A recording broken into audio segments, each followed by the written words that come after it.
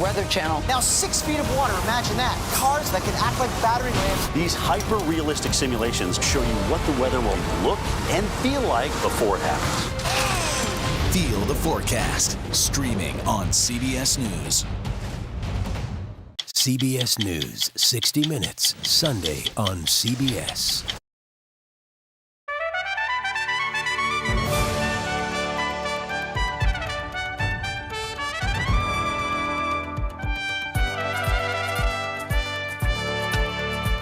Well, good morning and welcome to CBS News Mornings. It is 7 o'clock here in New York City. I'm Anne-Marie Green, and here's a look at the stories grabbing our attention right now.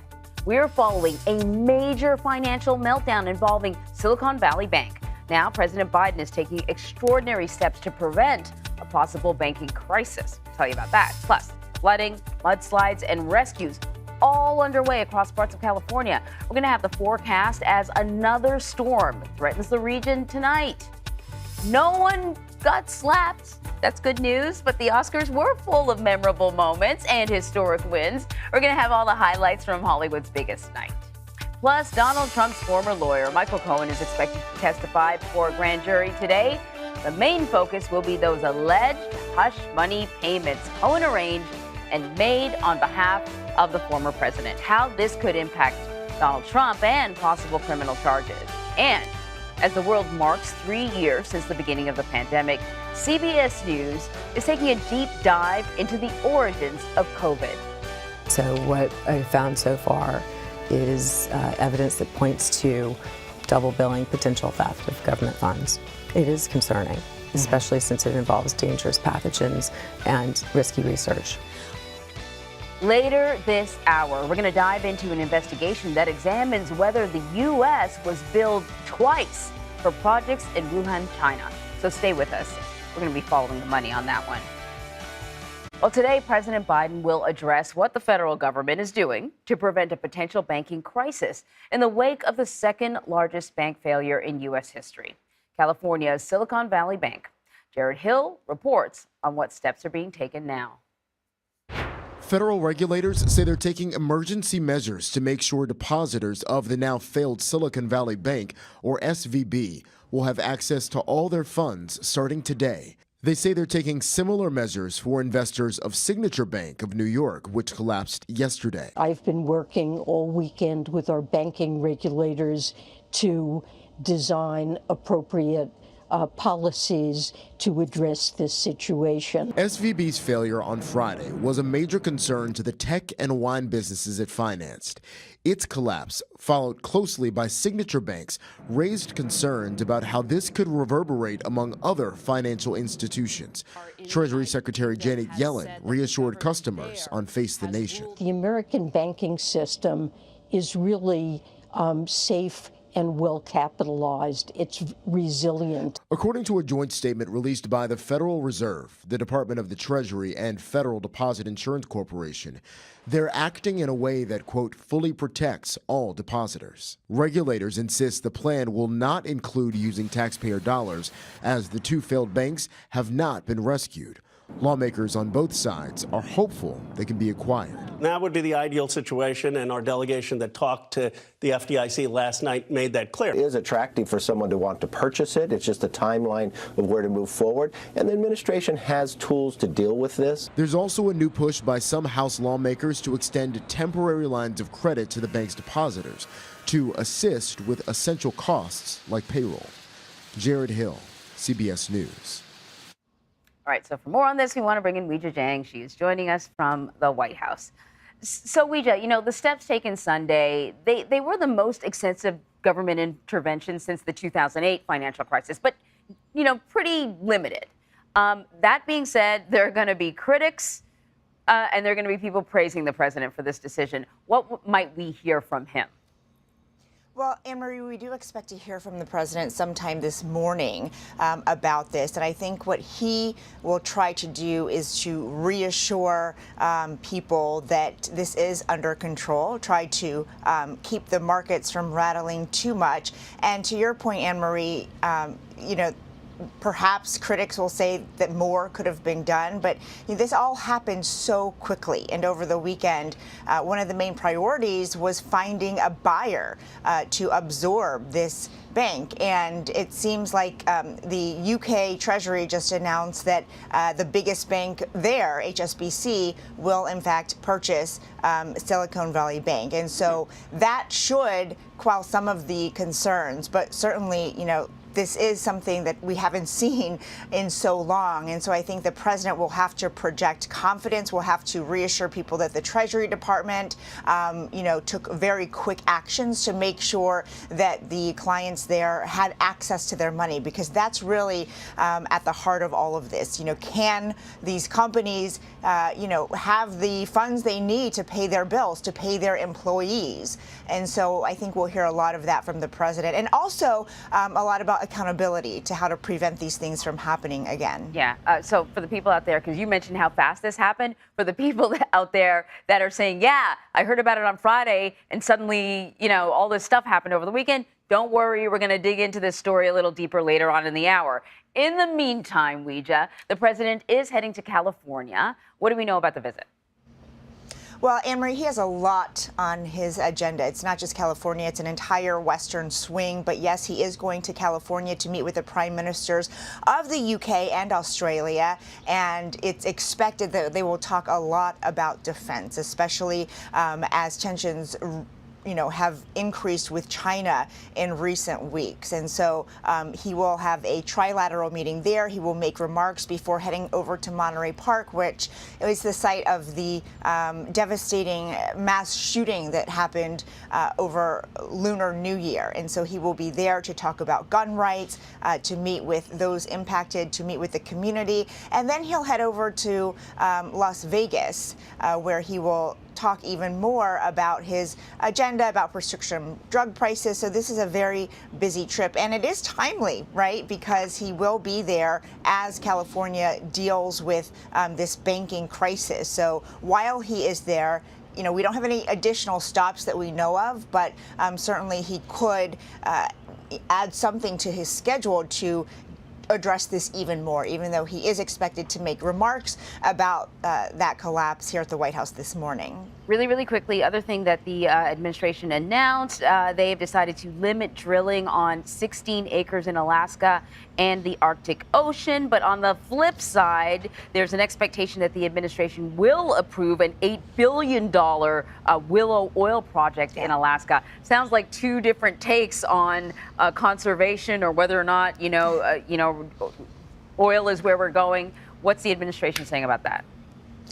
Well, the administration is pushing back about that project so far. They are saying that no final decision has been made and that it will be left up to the Department of Interior and the secretary there. However, of course, the secretary works for President Biden. So, he will have his name on any decision, especially because it seems like that approval is going to go through. Activists are already, sounding alarms, saying that this is going to be a massive disruption and detrimental for the president's climate plan. But on the other hand, some congressional leaders and people who live in Alaska say this project is really sorely needed to create new revenue, to create new jobs, and to offset the, rising prices of fuel that not just Alaskans, but Americans are feeling. And so while no final decision has been made, to your point, Anne-Marie, it really is a tough spot for the president, because he has to remember what he pledged during the campaign, which was this extensive, progressive climate action program. Of course, the White House insists that that is still underway and that he has not signed off on any drilling plan as of this morning. Thank you. Point of clarification, I said 16 acres. I meant 16 million acres limiting oil drilling. Thank you very much. Sure. A powerful nor'easter is expected to bring heavy snow, rain, and gusty winds to parts of the tri-state area starting tonight, meaning this area, I guess. Meanwhile, people in California are bracing for more destructive weather after another atmospheric river caused extensive flooding and mudslides over the weekend. It washed out roads and forced the evacuation of more than 8,000 people in central California. A river levee failed prompting dozens of rescues. Another storm today is expected to bring even more rain and snow. So let's bring in meteorologist Jordan Steele from our partners at the Weather Channel with the latest. Jordan, what can we expect? Well, good morning, Anne-Marie. Happy Monday to you. It seems like the country is bookended by two storms right now. We have the one in the Northeast that you had mentioned. We will get to that in a second. But we also have this new atmospheric river event setting up out west. And I want to start out west because we have a pretty dire situation happening out there with all of the runoff and all of the flooding that we have been seeing, and Mother Nature not giving us a break at all. So we're going to start off with the timing here throughout the day today. We still have some shower activity in Northern California, but that new atmospheric river is going to enter into the Central California coast, which has already seen so many problems, and all the way down into Southern California. Meanwhile, our snow level is above 7,000 feet. So we're only getting snow at the highest peaks of the Sierra Mountain Range, while everybody else is getting hammered with more rain, and all of that rain will exacerbate the river flooding situation. Now, you mentioned the storm in the Northeast, so let's get to that. For us along the I-95 corridor, we will start off with rain filling in today, but then the cold weather will prevail. That'll happen tonight into tomorrow morning. You could see all the cold weather filtering on through, and that means we could be seeing some snow and some good amount of snow, especially for the Berkshires and areas just into the interior. But I do think we could skirt the I-95 corridor with some accumulating snowfall totals here as well. Now, for more in-depth coverage, you guys could watch the Weather Channel on cable or live on your favorite TV streaming devices. Anne-Marie, another busy week. Back to you. Oh, yeah, you're going to be busy. I'm going to be bundled up and with, an umbrella. Thank you.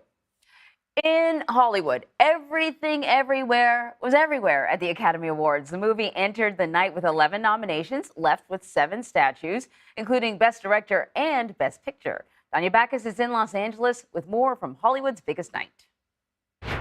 Everything, everywhere, all at once. Everything Everywhere All at Once grabbed 7 Oscars at the 95th Academy Awards, including Best Picture. I have great faith in our stories. These stories have changed my life, and they've done that for generations. It also won for Best Director, Editing, Screenplay, and 3 of the 4 top acting awards. Michelle Yeoh made history when she was named Best Actress in a Leading Role. She's the first Asian to win the prize and only the second woman of color. There are so many who have felt unseen, unheard. It's not just the Asian community. This is for the Asian community, but for anybody who's been identified as a minority, we deserve to be heard. We deserve to be seen. We deserve to have the equal opportunity so we can have a seat at the table. The film's co-stars Ke Huy Quan and Jamie Lee Curtis won for their supporting roles. Former child actor Quan gave up acting 20 years ago because he didn't see opportunities for Asian actors. My journey started on a boat. I spent a year in a refugee camp. And somehow, I ended up here on Hollywood's biggest stage. It was also Curtis's first Oscar. She acknowledged her late actor parents. I just won an Oscar. The Best Actor award went to Brendan Fraser for The Whale. This has been incredibly rewarding and affirming, and it's given me a lesson in humility and gratitude. There were no incidents during the more than 3.5-hour show, unlike last year when actor Will Smith slapped comedian Chris Rock on the Oscar stage. Host Jimmy Kimmel addressed the slap during his opening monologue. If anyone in this theater commits an act of violence at any point during the show, you will be awarded the Oscar for Best Actor. And Lenny Kravitz performed a moving tribute to those the industry lost in the past year. Well, that was Danya Backus reporting. The brackets are set, and we are just days away from March Madness. We're going to have a look at the teams that made the cut and the huge amount of money Americans plan to bet on the college basketball tournament this year. Plus, there's a new investigation involving that lab in Wuhan, China, which is at the center of the COVID-19 lab leak theory. The new information from Congress started it, and what the U.S. government might have paid for twice.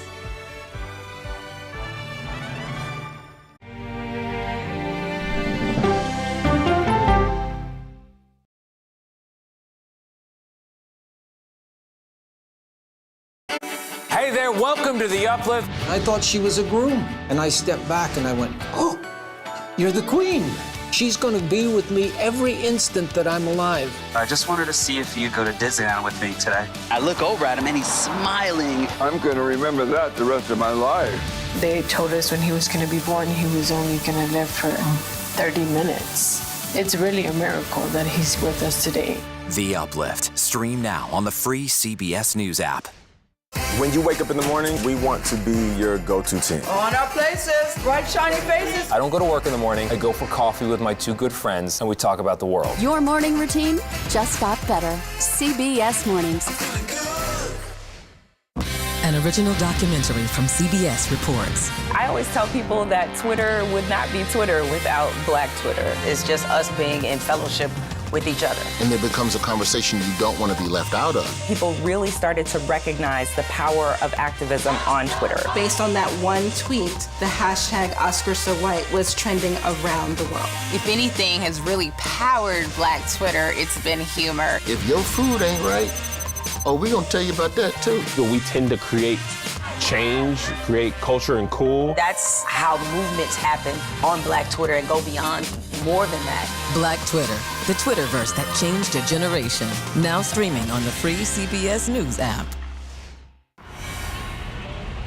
You ready? A generation of kids opens up on CBS Reports. I just want to be like a regular kid. Their world, their struggles, their voices. What if I was white? A lot of people like to call names and make you feel ashamed for being proud of who you are. Now streaming Gender. I did not realize that you could change your gender. Realizing how you feel. You can be a boy, sometimes you feel like a girl, sometimes you feel like both. Redefining who you are. Identify as trans. Gender fluid. Non-binary and queer. Is the idea of gender a thing of the past? And to be yourself, always, no matter what anyone says, I love you. Are the kids all right? Gender. Now streaming on the free CBS News app. Stories that inform. Or you can be really old at 60, and you can be really young at 85. Inspire. How do we unlock the power within ourselves to be who we want to be? And brighten your day. The best part of fame is making people feel good. Always send the people home happy. Make every day a little more like Sunday morning. Here comes the sun. Stream now on the free CBS News app. The news doesn't have to always be depressing. What do you love about running? It can be uplifting. That human connection that we create on the broadcast every night is incredibly important.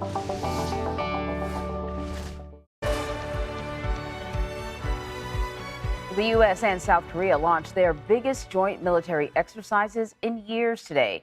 Officials say the 11-day drill includes field training exercises and a computer simulation in response to North Korea's increasing nuclear threats. Yesterday, in an apparent protest of the drills, North Korea said that it test-fired 2 cruise missiles from a submarine off its east coast. South Korea's military confirmed the missile launches. Well, some rough and choppy weather forced the Coast Guard to call off the search for survivors after 2 migrant smuggling boats capsized off the coast of San Diego. We're going to tell you what authorities believe happened to some of the people who are still missing. And today on Red and Blue, Congressman Brendan Boyle from Pennsylvania, who is the ranking member of the House Budget Committee, will discuss President Biden's budget plan and more. You can stream Red and Blue starting at 5 p.m. Eastern. We'll be right back.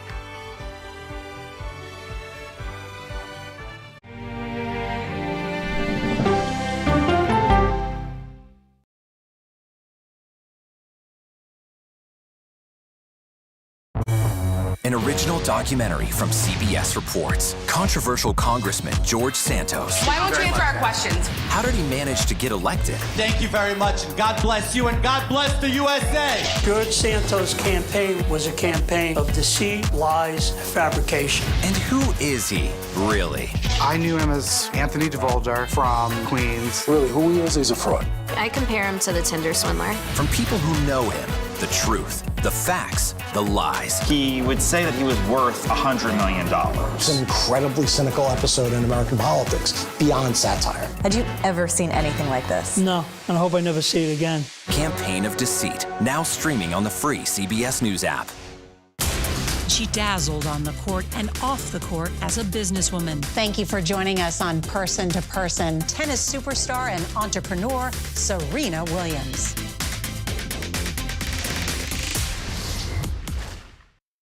An original CBS Reports documentary. I asked my students, what are we going to do about racism in the United States? The backlash over teaching about racism in American schools. I don't think it has any place in the classroom. We can either pretend and say, no, we're not racist and we're all great people, or we can actually start to do the really, really hard work of addressing it. How did you lose your job? I made the statement that white privilege is a fact. Is it helping diversity and inclusion? When you bring in different people's stories and experience, it enriches education. If you don't talk about something, it doesn't go away. Or driving us further apart?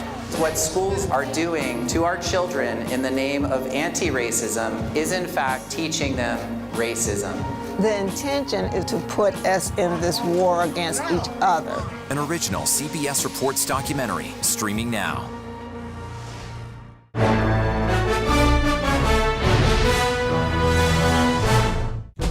An original CBS Reports documentary. I was entitled to equal pay for equal work under the law. Does the Supreme Court's power need to be checked? 9 Supreme Court justices, 5 of them said no, she's not entitled. That's not right. Calls to fix the court tend to go along with the politics of the moment. Republican-appointed justices have all tended to go in one direction, with the Democratic-appointed justices tending to go in another. Even though it's only 9 justices, it takes 5 of them to make the law of the land. Does it have political impact? True.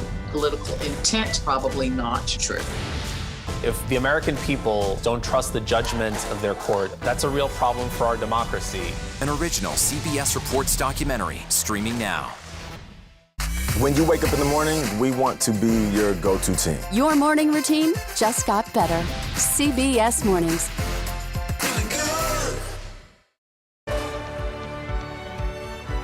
China's President Xi Jinping made Taiwan a major focus at the end of today's meeting of the National People's Congress. During his speech earlier today, Xi called for China to actively oppose what he called Taiwan's secessionist activities. CBS News senior foreign correspondent Elizabeth Palmer is following this for us from Tokyo. Yeah, this was really interesting. It's clear that Taiwan sort of remains in the crosshairs of Xi Jinping and the Communist Party. Liz, what more can you tell us about what these Chinese leaders had to say, particularly Xi Jinping? Well, on Taiwan, he reiterated something he's said many times, that China is going to strive for full reunification. As you said, they're going to try and will oppose secessionist forces in Taiwan. He said, in fact, they would repel all foreign interference. But he didn't say, we're going to use the army, for example, to take it back, or we're going to do it by the end of the year or even the end of the decade. So it's sitting out there. It's clearly a goal.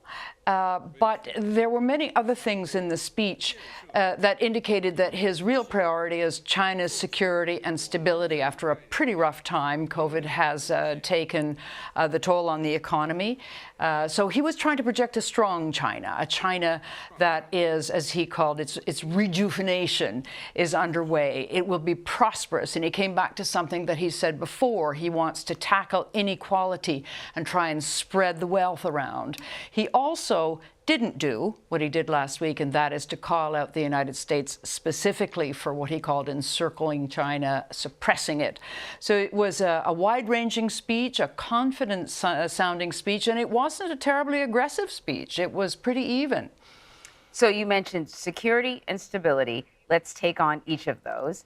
When it comes to security, during his speech, he also spoke about the need to develop and modernize China's military to make it, quote, a great wall of steel. What does that indicate about China's foreign policy ambitions? Well, it might indicate more about his poetic turn of phrase or the poetic turn of phrase of his speechwriters. We've known what China is going to spend on the military next year since last week when they actually produced some numbers. About $250 billion. That's a lot of money, but it's still only about a third of what the U.S. spends. We know what they're going to spend it on. Probably a third aircraft carrier this summer, new destroyers, new fighter planes, AI for missile guidance. But the real question is, what are they going to do with it? Certainly, China wants to project strong borders, and it wants to be able to defend itself. The real question is under what circumstances would it be used offensively? And there's no way of knowing, but it certainly has a lot of people all around the world on edge. All right, Liz, thank you very much.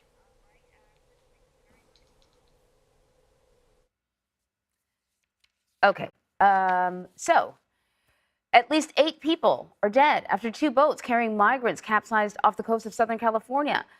A 911 call kicked off this urgent search near San Diego late Saturday night. The caller said there were 23 people on the boat, and authorities say a few of the survivors may have escaped on land after the boat capsized. The Coast Guard has suspended the search, however. A San Diego Fire Department official discussed the incident yesterday. This is one of the worst maritime smuggling tragedies that I can think of in California, certainly here in the city of San Diego. Well, the Coast Guard reports that human trafficking off Southern California has increased by more than 700% since 2017. And we are taking a look at the Republican field for the 2024 presidential race and a telling moment for a potential candidate. Over the weekend, former Vice President Mike Pence issued his strongest criticism to date of former President Donald Trump and his role in the January 6th attack. Pence said that history will hold Trump, quote, accountable for his actions, and that his, quote, reckless words endangered the lives of the second family and everyone at the Capitol that day. Meanwhile, Trump's former attorney, Michael Cohen, is scheduled to testify today before a grand jury here in New York City.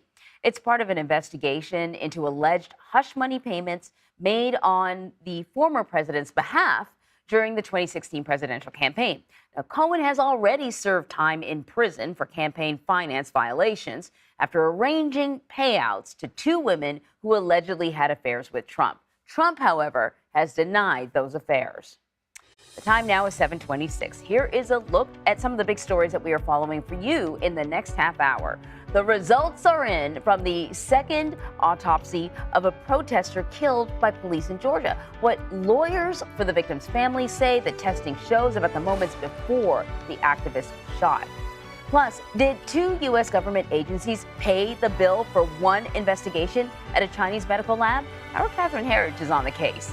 And Everything, Everywhere, All at Once had a really big night at the Oscars. We're going to tell you about the film's stars, history winning, and the other major moments at last night's ceremony.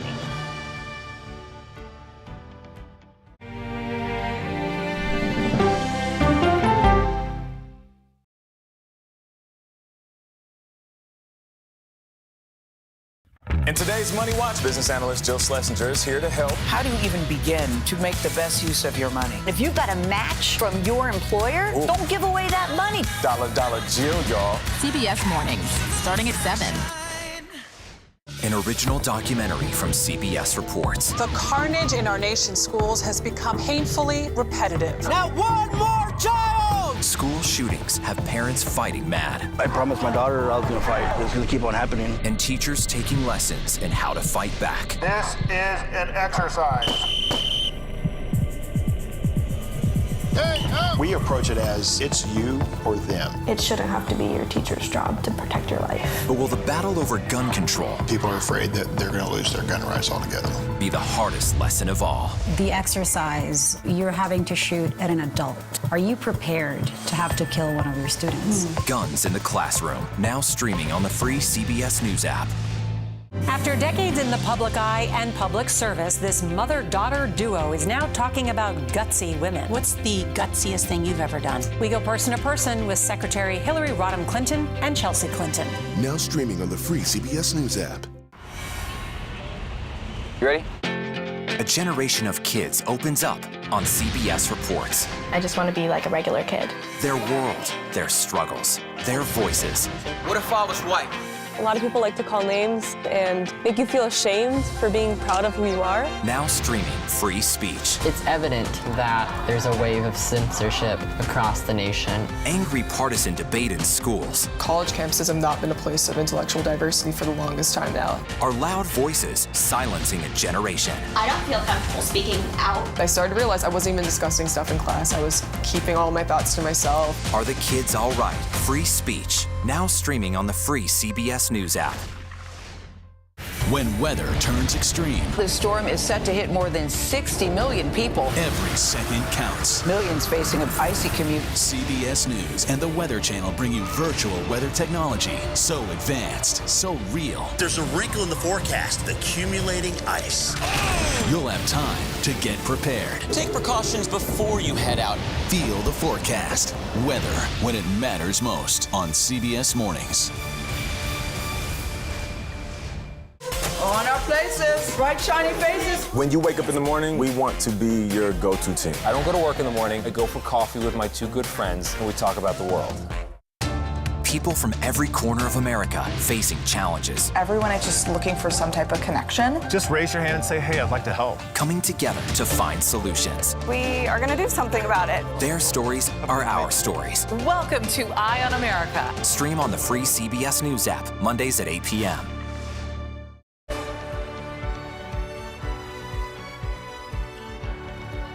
Welcome back to CBS News Mornings. The time now is 7:30, and here's a look at some of today's top stories.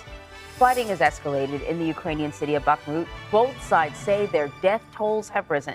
And this comes as Reuters reports Chinese President Xi Jinping is expected to travel to Russia as early as next week for diplomatic talks with Vladimir Putin. We are learning more about a deadly shooting involving an environmental activist in Atlanta. Officials say police shot and killed 26-year-old Manuel Paez-Terran after the protester shot a state trooper. It happened in January at the site of a proposed police training facility. Lawyers for Terran's family say a second autopsy reveals the activists had their hands up when they were shot and killed. A full autopsy report could be released as early as today. In Houston, Texas, an industrial camera packed with radioactive material is missing. Officials say it was last seen at a work site on Thursday. Now, these cameras are typically used in construction to snap images that can detect cracks and flaws during the building process. Authorities say the radioactive material is tightly sealed inside the device, and it should not pose a major public threat.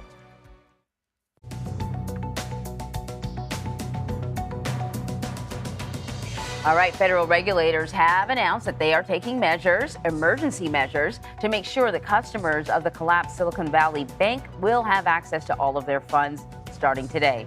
And President Biden is expected to speak soon about the situation. Errol Barnett reports. The downfall of Silicon Valley Bank was sudden and swift. At the beginning of the year, it boasted nearly $210 billion in assets and was brought to its knees in fewer than 48 hours. So whenever a bank, especially one like Silicon Valley Bank with billions of dollars in deposits, fails, it's clearly a concern. SVB's demise story began during the pandemic, when the Northern California region and its booming tech industry was inundated with $1 billion in venture capital money. Deposits into SVB nearly doubled between 2020 and 2021 to almost $200 billion.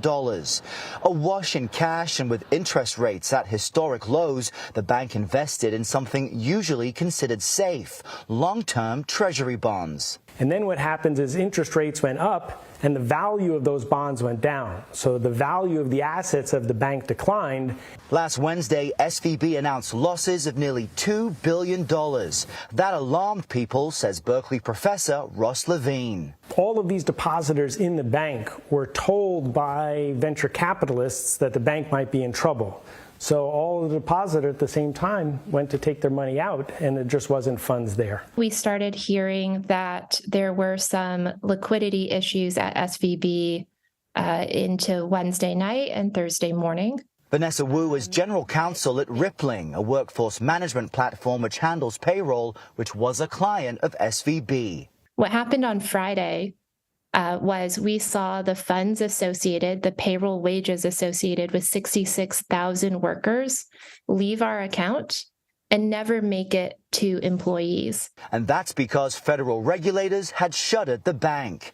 And so on Sunday night, an extraordinary plan was announced by the Treasury Department, the Federal Reserve, and FDIC, Federal Deposit Insurance Corporation, one they say will ensure depositors have full access to their money by today, a move they insist won't cost taxpayers a penny. When I read the news, I was certainly very relieved. Vanessa Pham founded Asian food startup Omsom with her sister Kim. All of their company's money was tied up in SVB. We didn't know if come Monday what we would have access to in terms of funds to be able to do the basic things like, invest in inventory, run the business, pay our team. All right, so for more on this, we want to bring in James Sirowicki joining us now. He is a contributor at Fast Company. Okay, speaking of Fast Company, talk about a fast story, the way this all unfolded. I mean, on Friday, I saw a couple of headlines, and I was like, it sounds mildly interesting. And then suddenly over the weekend, everything accelerated. So we're going to start with this. Treasury Secretary Janet Yellen was on Face the Nation, and she sort of talked about this, I guess, encouraging level heads. Let's just play some of her sound. Let me be clear that during the financial crisis, there were investors and owners of systemic large banks that were bailed out, and we're certainly not looking, and the reforms that have been put in place means that we're not going to do that again, but we are concerned about depositors and are focused on trying to meet their needs. So I think, for many people, the last banking crisis is what they think of. And so that's where they went to. And I think she was trying to sort of reinforce the idea that this is not the same. Can you kind of talk a little bit about the difference between the last banking crisis and what we're seeing here? Yeah, I mean, I think there are a couple of things. One is just that the last banking crisis was a massive system-wide problem, right? Where the biggest banks in the country, in fact, arguably most of the banks in the country, had made all these bad loans, mostly bad mortgages. And as a result, you had massive losses across the system. This is very different. First of all, the Silicon Valley Bank is a very unusual bank. It's really not similar to other banks in the United States because it was so concentrated in the tech industry, and it was really dominated by corporate accounts. And as a result, only a very small percentage of the people or businesses that had money at Silicon Valley Bank were protected by the FDIC. So if you have money in a bank and you have up to $250,000 in a bank, you're safe. It doesn't matter what the bank is, you are safe because those funds are protected by the FDIC. They are insured, so you don't have to worry about it. At SVB, it was a very different situation. And I think that their problems are really distinctive to the tech industry and then to these decisions that they made to buy these long-term bonds that kind of got them in a lot of trouble. Right. Having said that, I think the big concern and the reason why the Fed and Treasury and the FDIC stepped in was that once people start to panic, then you can have bank runs, even when there isn't really a good reason for bank runs. Yeah. And so he stepped in to make sure that didn't happen at other sort of, what they call regional banks. And I think that this plan essentially does that. Yeah, because this is actually a 40-year-old bank. It's pretty stable. It's kind of like the largest bank that I never heard of. I think most people never heard of it until this weekend. But it was the panic that really caused the problem from the people immediately would start to attempt to withdraw their money. So here we have the government intervention now. What does the government intervention mean for those with active accounts? And what does it mean for investors? So for depositors, they basically are going to be made whole. So anyone who had money in Silicon Valley Bank, that is to say, as a depositor. So whether you were a business or a rich individual, the FDIC will essentially make you whole. The government says it's not going to involve any taxpayer money. What they'll do instead is they'll basically assess money on other banks, and they will use that, if they have to make the depositors whole. Investors are going to essentially be wiped out, which they should be. So the bank stock went to zero, or will, and essentially they're going to be wiped out. And it's also likely, although this wasn't entirely clear, that anyone who had lent money to the bank, not as a depositor, but as a bondholder or something, will be wiped out as well. And that's another big difference between today and 2008. That's what Janet Yellen was talking about in that clip you played, where in 2008, shareholders in big banks were not wiped out. In fact, when the government put in money, it actually helped the shareholders. That's not happening here. And that is a really important difference. But depositors are basically going to be made whole. So they're not going to lose any money. And in theory, I think they should get their money very quickly. That was a big concern in Silicon Valley, was that even if they were eventually going to get their money back, it was going to be frozen. And that's not the case. Right. They should be having access today is what they say. James, Yeah. Thank you very much. I appreciate it. Thanks a lot. Turning now to California, where millions of people are bracing for another severe storm tonight. Wet weather over the weekend led to some devastating flooding. At least 2 people died, and thousands have been forced out of their homes. CBS News correspondent Carter Evans is in Springville, California. Such a name, Springville, for the type of weather that you are covering. Carter, how's it going out there?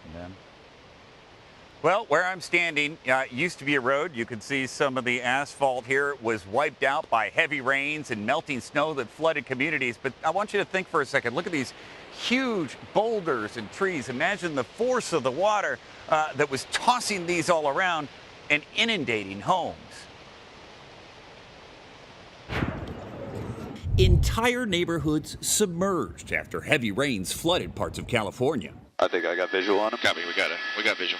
Nearly 200 people had to be rescued by first responders and the National Guard over the weekend. Monterey County officials issued multiple evacuation orders last night along the Salinas River, stretching nearly 30 miles.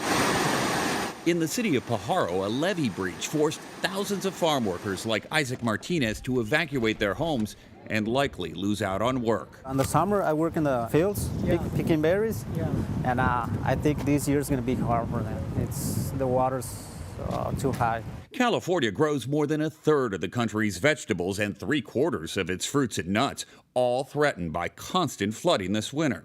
Lettuce, strawberries, the top crops that are grown in these fields, there's going to be an impact to our nation's food supply. Rapid snowmelt from warm downpours overwhelmed rivers in the Sierra foothills in Central Valley, causing major flooding in Springville. The water was up to the bottom of that green molding on the house right there. Crystal McGee and her husband fled when the water started pouring into their home. We left everything. We had to leave everything. And there's photo books that are on the floor, in the mud, and those are things that cannot be replaced. Well, we've got a break in the weather right now. That is some good news, but it will not last for long. Yet another atmospheric river is bearing down on California. The rain is expected to hit later tonight and continue soaking these already waterlogged communities through Tuesday. Anne-Marie? Carter, tell me about Springville then. Is it cleanup time for them, or is it get ready for another onslaught? I think they're feeling like they got to be ready for another onslaught right now. What you've got is a lot of people in communities right along this river here. They're taking the furniture out of their homes that was waterlogged. They're taking the carpet out, those sorts of things. But they know that when the rain comes again, this river here is going to swell and likely overflow its banks again. So most of the people we spoke with are prepared for more water in their homes. It's terrible. Carter, thank you very much. Sure. So we've got new details to share with you this morning about an investigation into U.S. funding of a Wuhan, China research lab at the center of the pandemic. It's raising questions about how closely previous administrations were following the use of the money. Senior investigative correspondent Catherine Herridge has more from Washington. We are collecting evidence here and collecting facts. Former federal investigator Diane Cutler spent 2 decades combating white-collar crime and healthcare fraud. During the pandemic, Cutler turned her attention to U.S. government grants that supported coronavirus-related research in China. How many records have you viewed? My collection is certainly well over 50,000 documents. Records reviewed by CBS News indicate the U.S. government may have paid twice for projects at the Wuhan labs through the National Institutes of Health and the U.S. Agency for International Development, or USAID. So I categorized it and then drilled down from there. This included possible medical supplies, equipment, travel, and salaries. So what I found so far is evidence that points to double billing, potential theft of government funds. It is concerning, especially since it involves dangerous pathogens and risky research. While intelligence agencies can't agree on how the pandemic that killed more than 1.1 million Americans started, the FBI and now the Energy Department have found an accidental lab leak is plausible, not potentially through infected animals at a nearby market. At recent congressional hearings into the origins of COVID-19, the former CDC director said money from multiple U.S. government agencies supported high-risk virus research in Wuhan. I think it did, not only from NIH, but from the State Department, USAID, and from DOD. Does following the money get us closer to understanding the origins of COVID-19? Following the money always seems to work in investigations. Republican Senator Roger Marshall hired Cutler and took her records to USAID's internal watchdog, which opened its own probe, details of which have not been previously reported. What needs to happen next? Next, we do need this 9/11 style commission. I call it apolitical, non-political. We need to get this outside of Washington, D.C. Sources familiar with the grant records did not dispute CBS News' reporting. In a statement, a spokesperson for the USAID Inspector General declined to comment on the existence of a specific open investigation. Why should U.S. taxpayers care? I think there's 1.1 million reasons that American taxpayers should care. You know, if a plane crashes, we want to find out why the plane crashes. We go to any lengths to do that. And the hope is we don't have another plane crash for the same reason. Well, one film dominated the Oscars last night, taking home 7 awards. It's not going to come as a surprise to you. They also took home Best Picture. And the Oscar goes to... Well, you know, a little suspense. Coming up, we're going to hear from Entertainment Tonight co-host Kevin Frazier, who was on the champagne carpet. He's going to tell us about the history-making wins and the stars who waited a long time to take home their first awards.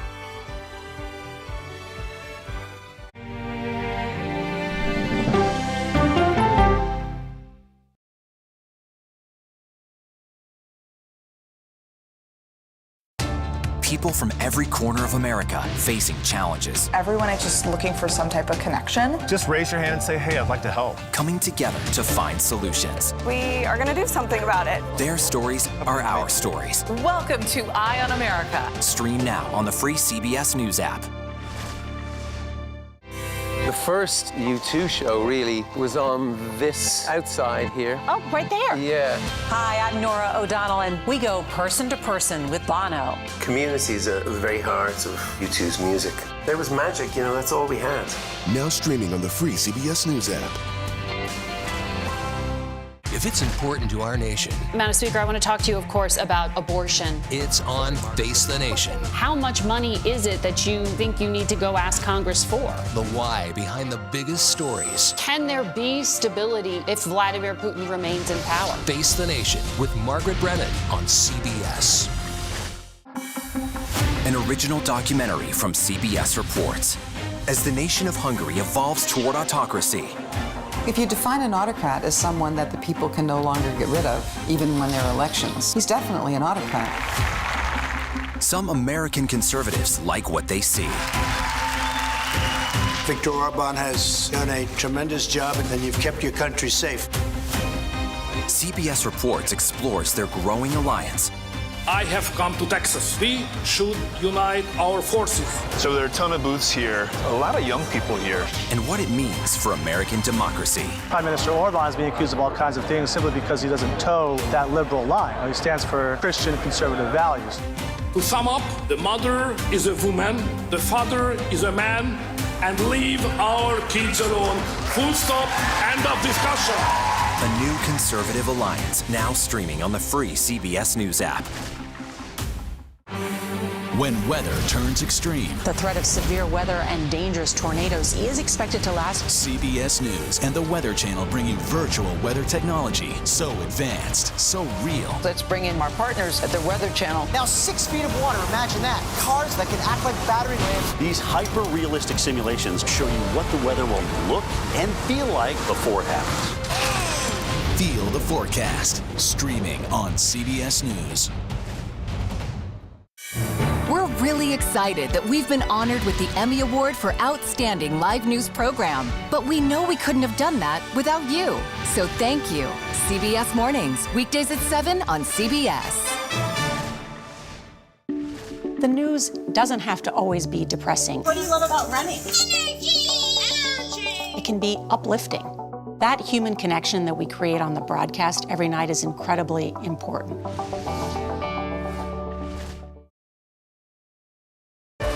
At the Oscars last night, Everything Everywhere All at Once won 7 awards, including Best Picture and Best Director.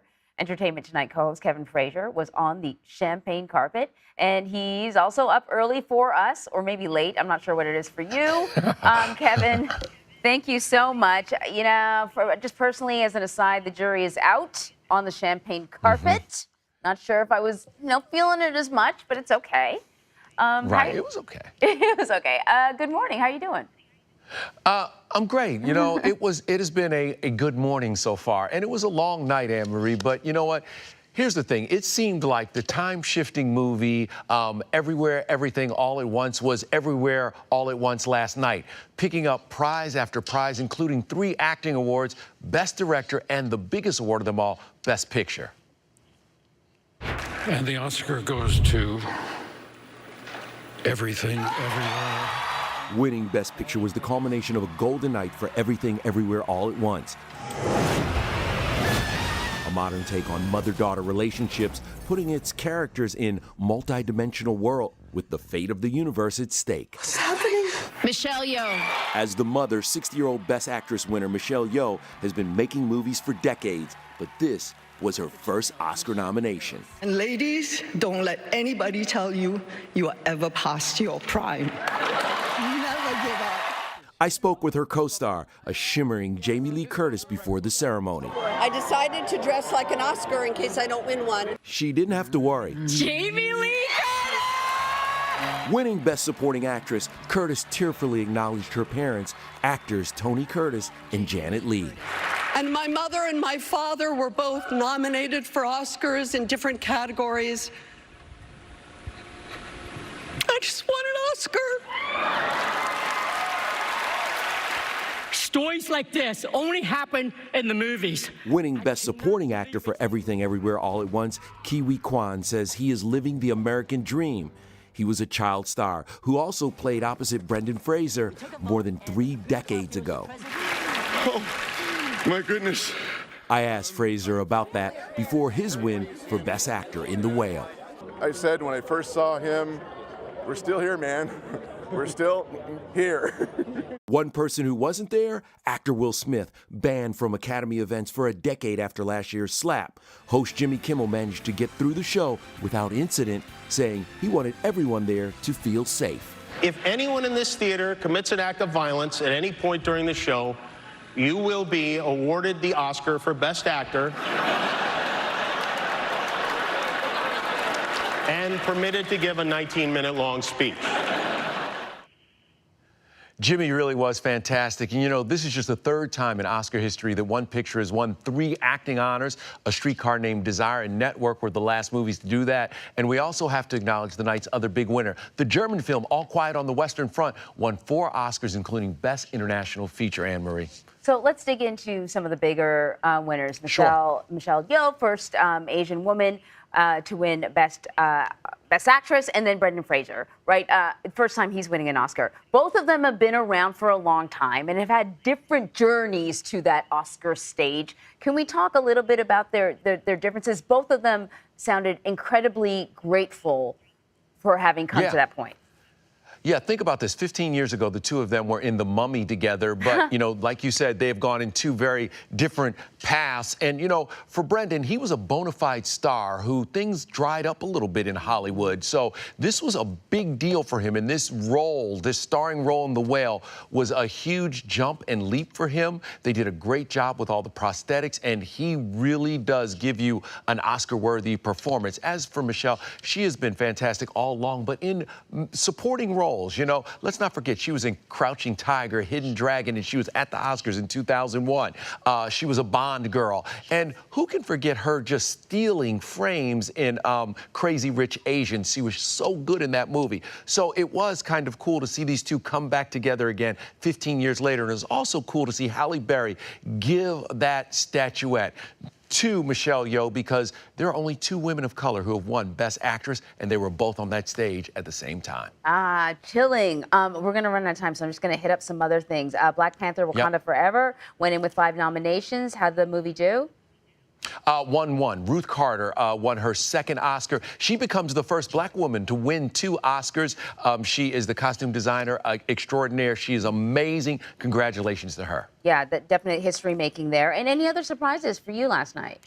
Austin Butler not winning. I'm not to take anything away from Brendan Fraser, but he seemed to have all the steam heading into the Oscar season. Early on, it was all about Brendan, but that was in the smaller, that was during the smaller film festivals. When it came Oscar time, we thought that Austin Butler was going to walk away with that. And also Angela Bassett. She and Jamie Lee Curtis were neck and neck for Best Supporting Actress. Jamie Lee got the nod, but I thought that Angela might get it last night. Yeah, I think a lot of people did. Okay, so they gave me a little more time to talk to you, because I went past one question, but I'm going to go back and get it. And excuse me if I mispronounce the name. Ke Huy Quan. Yes. Won an Oscar for Best Supporting Actor. Yeah. Made a speech. I want to play a little sound. Sure. My mom is 84 years old, and she's at home watching. Mom, I just won an Oscar. My journey started on a boat. I spent a year in a refugee camp, and somehow I ended up here on Hollywood's biggest stage. They say stories like this only happen in the movies. I cannot believe it's happening to me.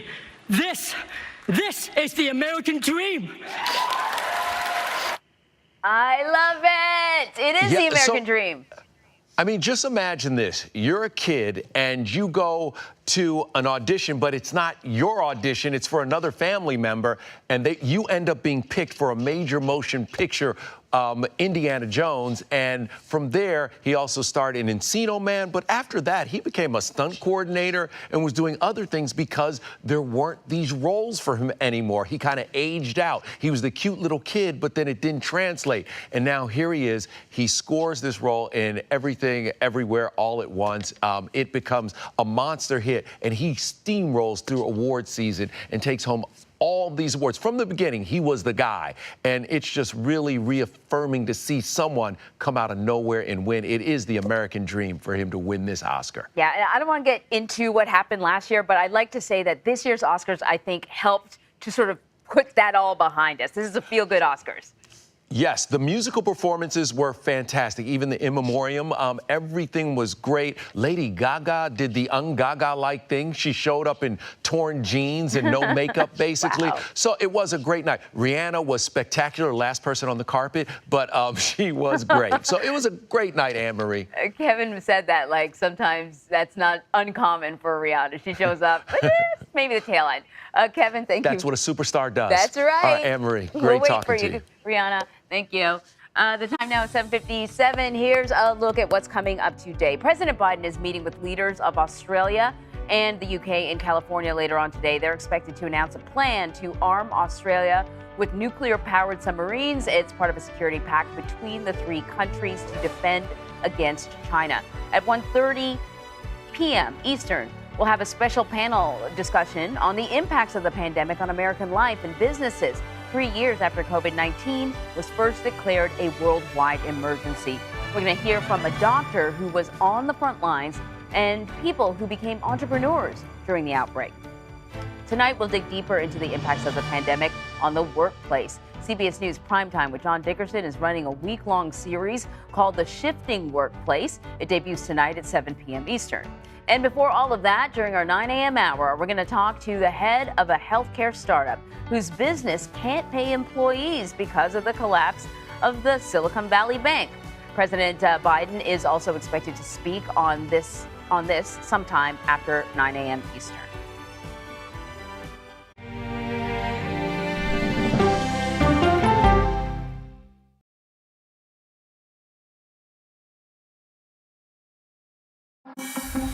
An original documentary from CBS reports. As the nation of Hungary evolves toward autocracy, If you define an autocrat as someone that the people can no longer get rid of, even when there are elections, he's definitely an autocrat. some American conservatives like what they see. Viktor Orban has done a tremendous job, and you've kept your country safe. CBS Reports explores their growing alliance. I have come to Texas. We should unite our forces. So there are a ton of booths here, a lot of young people here. And what it means for American democracy. Prime Minister Orban is being accused of all kinds of things simply because he doesn't toe that liberal line. He stands for Christian conservative values. To sum up, the mother is a woman, the father is a man, and leave our kids alone. Full stop, end of discussion. A new conservative alliance now